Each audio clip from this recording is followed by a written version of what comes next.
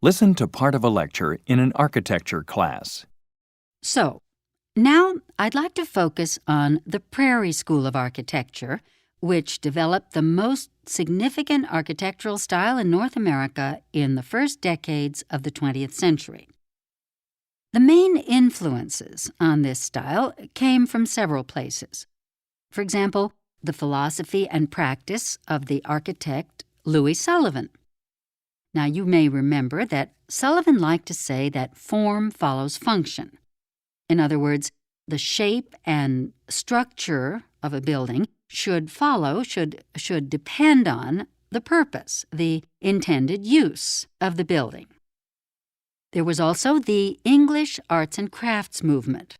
That was important around this time, too. That was a second important influence. And I should mention traditional Oriental themes, which also played an important part in the Prairie School ideas. Now, the students and followers of Sullivan, the most famous of whom was Frank Lloyd Wright, developed these themes and ideas into a truly American style, a style expressing a belief in the unity of mankind and nature. Now, when people think of architecture, they often think of large public buildings. But most of the effort of the Prairie School was devoted to domestic buildings, mainly houses for well-to-do private citizens. So, can anyone here describe to me any of the important features of Prairie School houses? Didn't they mostly have long horizontal lines rather than a vertical appearance? Yes, they did. That's certainly part of it. We can say that the most visible external features of this architecture were horizontal lines and heavy roofs projecting away from the walls. The shapes were designed to both harmonize with and reflect the broad, flat prairies of the Midwestern United States.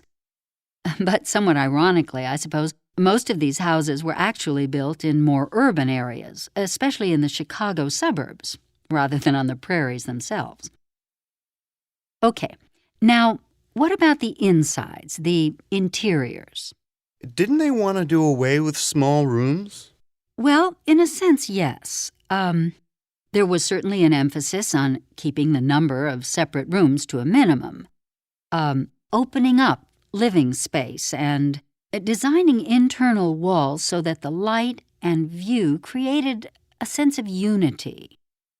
The idea was to reduce the number of interior corners typical of traditional European houses.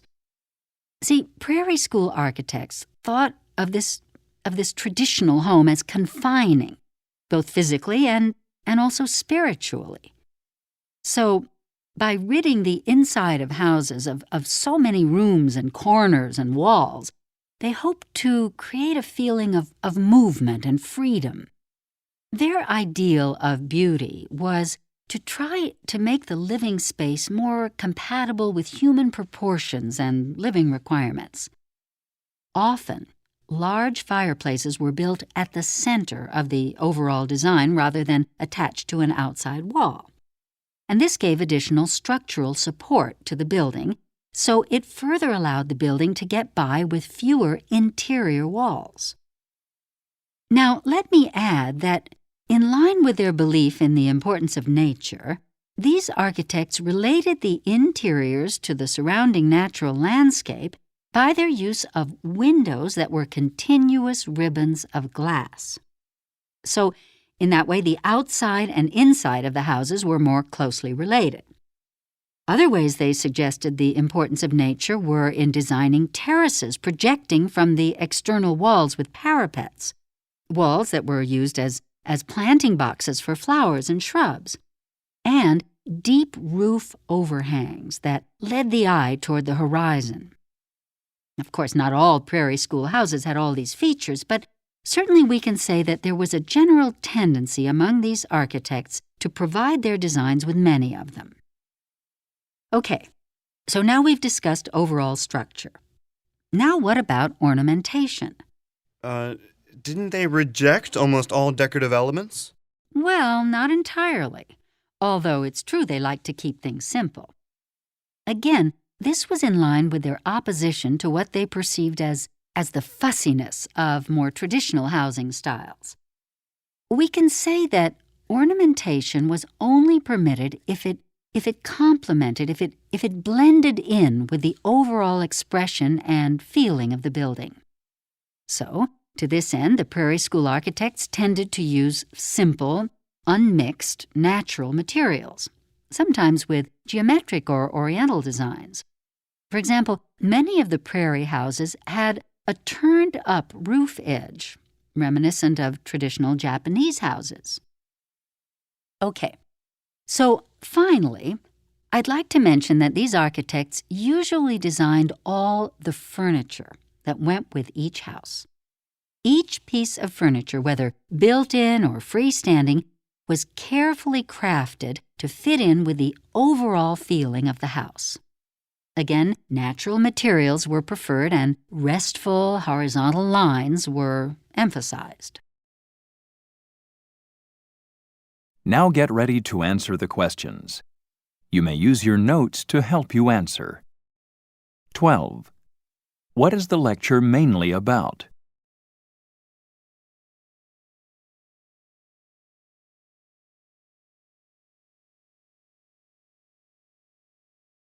13. What can be said about the nature of Prairie School architecture?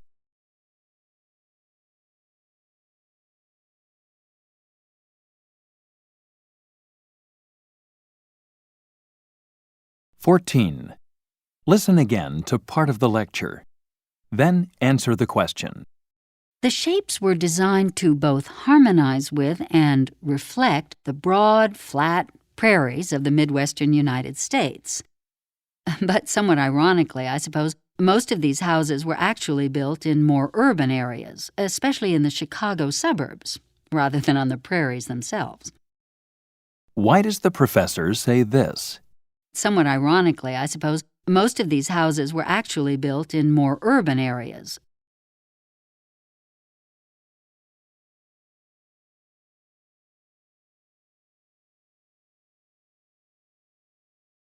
"15. According to the professor, how did the Prairie School architects make living space more compatible with human needs?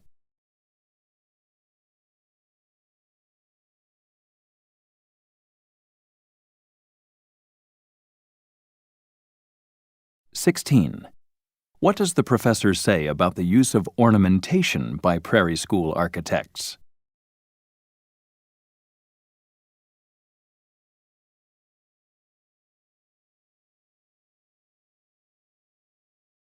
17. Why does the professor mention traditional Japanese houses?